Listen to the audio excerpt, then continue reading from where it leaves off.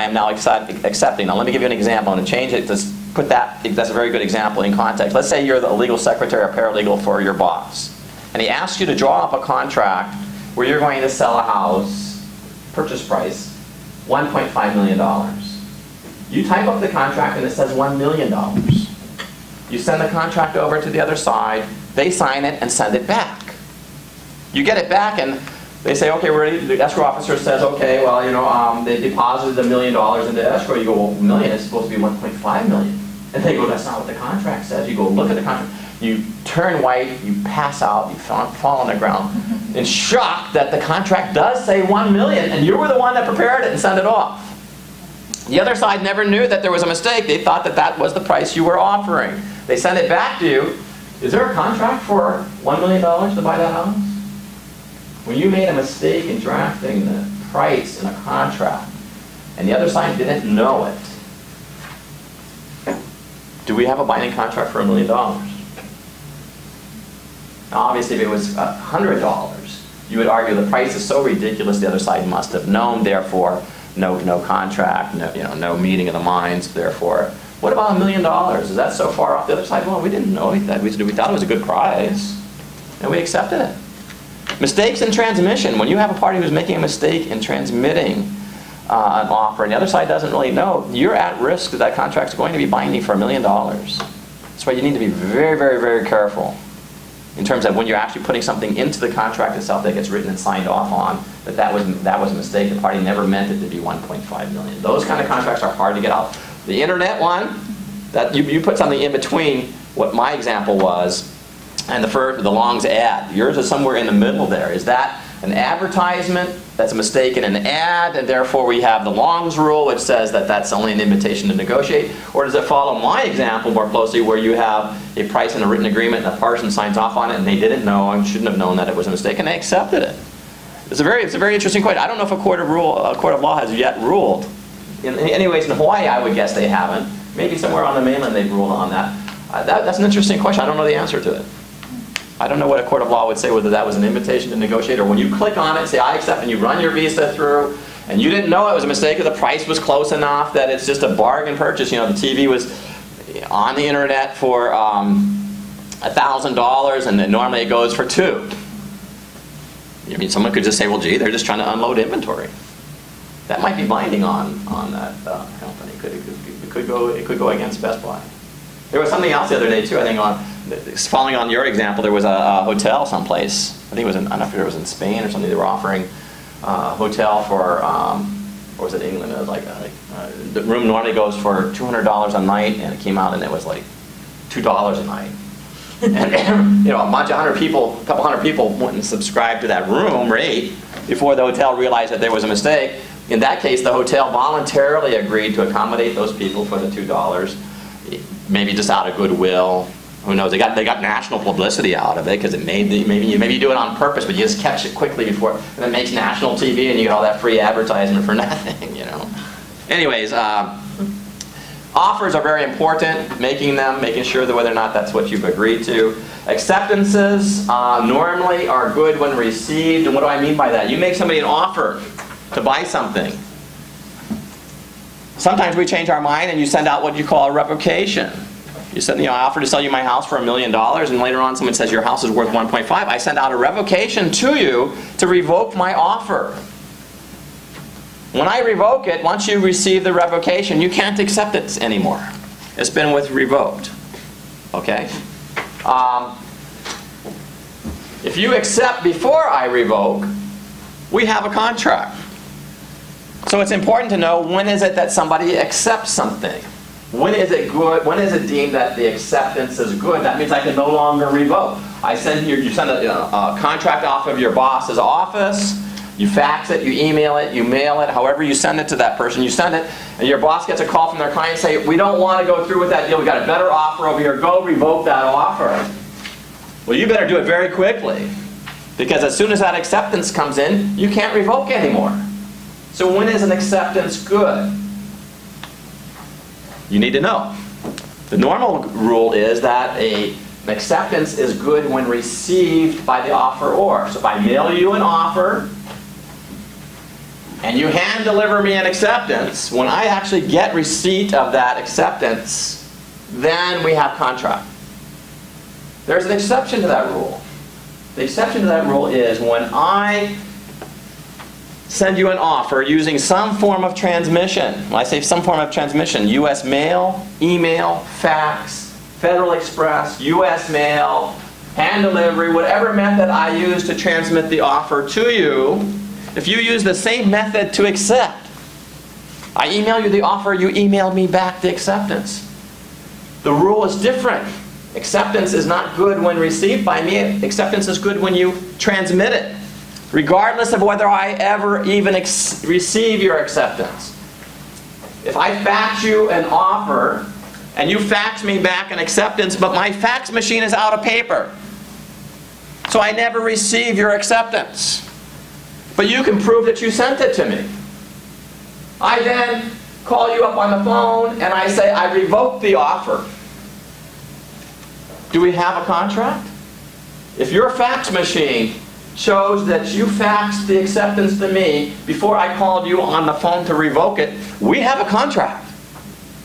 So what should you do in your communications if you're working for a lawyer or you're assisting them in transmitting offers?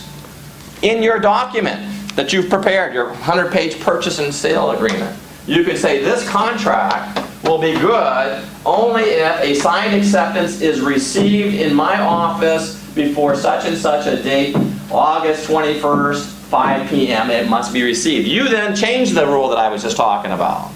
The acceptance is not good anymore on transmission because I, as the offeror, have changed the rule. I've said acceptance will be good only if your acceptance is received in my office by such and such date on such and such time. In that case, it actually has to be showing up. And if I call you before that happens and I say, I revoke the offer is dead, you can't accept it. Counter offers also kill offers. If I offer to sell you my house for $1 million and it's worth $1.5 million, then you call me up on the phone after having received my written offer. I fax off my offer to you. You call me up on the phone and you say, Mr. Lenhart, $1 million is too high. I'll offer you $900,000. I laugh. Because I was offering it to you for $1 million because I like you. I like you. I'm offering the house to you for cheap. I know it's worth $1.5 million. You insult me. You insult me. I offer to sell you my house for $1 million. It's worth $1.5, and you call me up on the phone and tell me you offer me $900,000? How dare you? What have you just done? You gave me a counteroffer. What does a counteroffer do to the offer? Kills it. Kills it. I'm laughing at you. I said, get lost. And then you know what you do? You sign the contract for $1 million and you fax it to me and you say, aha, Mr. Lenhart, we have a contract. Do we have a contract? No.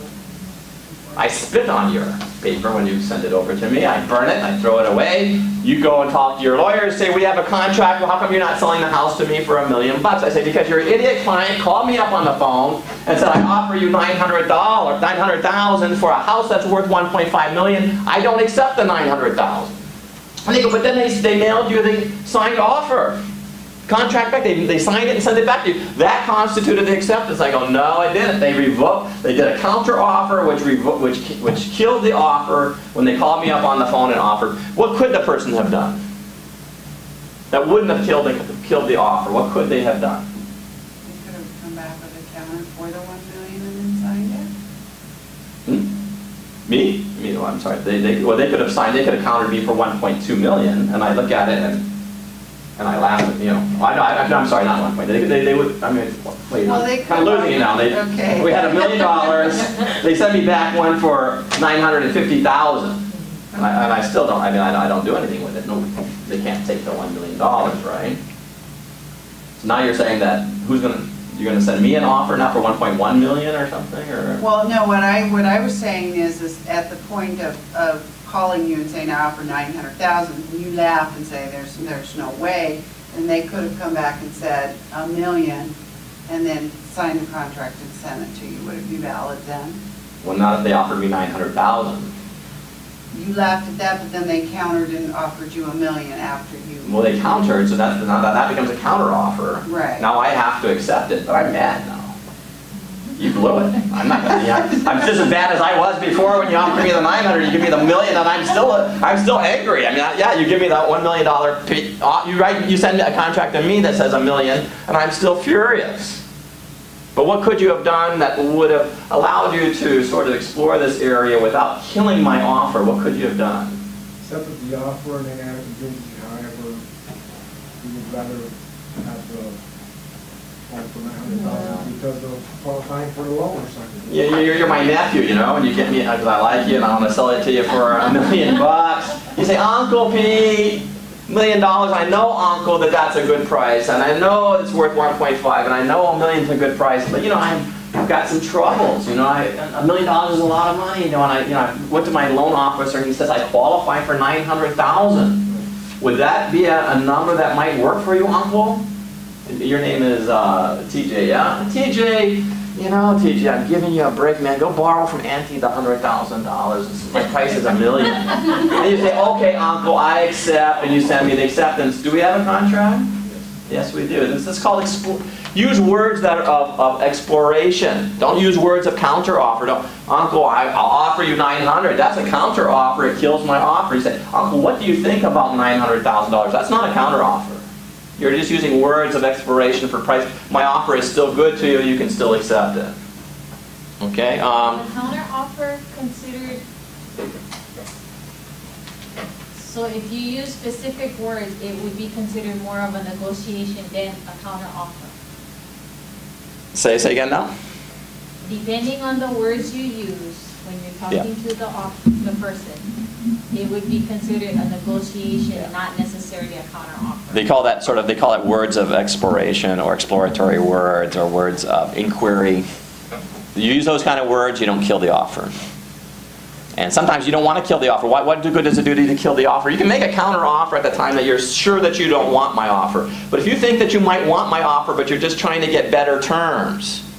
For example, I offer you my house for $1 million, and you say, Uncle, I'll buy it, but you got to paint the house before you sell it to me. What is that?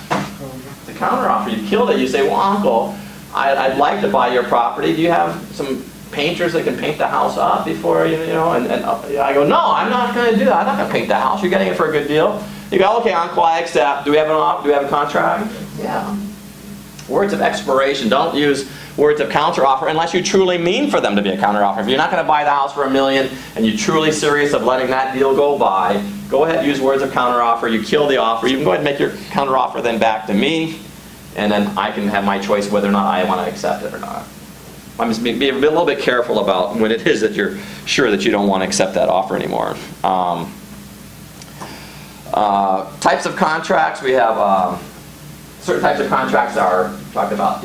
Defenses on contracts. Certain types of contracts are illegal.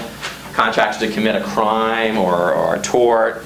An agreement to not press criminal charges. I will say sometimes in your settlement negotiations, if you're involved with personal injury lawyers or people where there's bad conduct involved, and I've had some recently where, you know, I'm alleging that this big property owner that owned a shopping center in Hawaii, they're trying to sue my client for back rent, and I said, well, you know, you guys hired a mainland real estate company to manage your shopping center, and I'm saying, you know, that's illegal. That realtor has to be licensed in Hawaii and has to be managing it here. It can't be.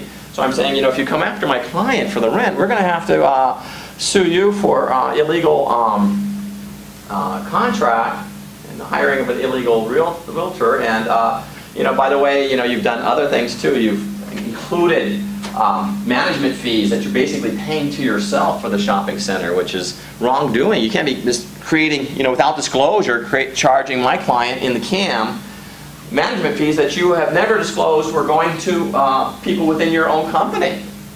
You're making it sound like it's being paid to an outside management fee when you're just trumping this all up. I go, that's fraud and illegal. I go, you know, you folks are suing my client for back rent. Well, you actually owe my client money. We're going to sue you. Let's settle. And then sometimes you tell somebody, well, look, we won't notify the state DCCA of your real estate commission of your violating this, and we won't notify the police of your doing fraud, whatever. And this is our settlement number. And sometimes it's civil based. I mean, they're suing you or threatening you, but you're coming back at them at things that could be criminal conduct. And you say, you owe us money.